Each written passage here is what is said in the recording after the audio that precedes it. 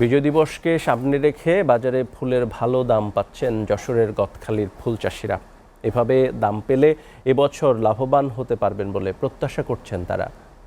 চাষি নেতাদের দাবি, মৌসুমের শুরুতে প্রায় ৫ কোটি টাকার ফুল বিক্রি করতে পেরেছেন চাষিরা। যশোর প্রতিনিধি রুকরুজ্জামান রিপনের প্রতিবেদনে বিস্তারিত।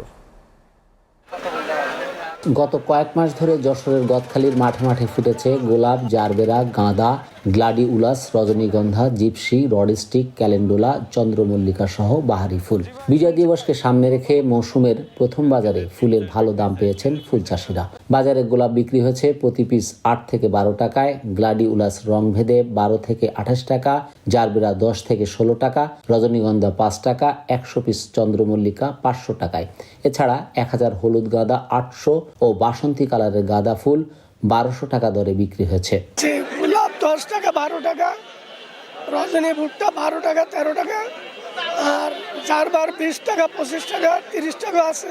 বৃষ্টির কারণে আমরা অনেক পিছিয়ে গেছি, তারপরে মোটামুটি উৎপাদন একেবারে কমানা, সেই ভালো, বাজারও ভালো।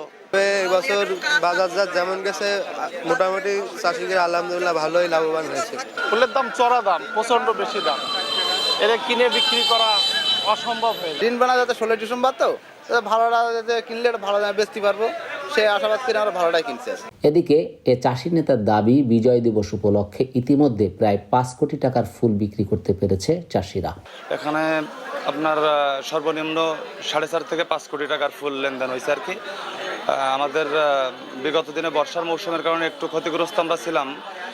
আশা করতেছি ফুলের বাজারজাত মূল্য ভালো থাকায় আমরা আগামী যে অকেশনগুলো আছে, ১ জানুয়ারি, আপনার ২১ ফেব্রুয়ারি, ১৪ ফেব্রুয়ারি, আশা করতেছি আমরা খুব একটা ভালো বাজার মূল্য পাবো। কৃষি বিভাগের তথ্য মতে যশোরে প্রায় ১,৫০০ হেক্টর জমিতে ১১ ধরনের ফুলের চাষ করেন চাষিরা।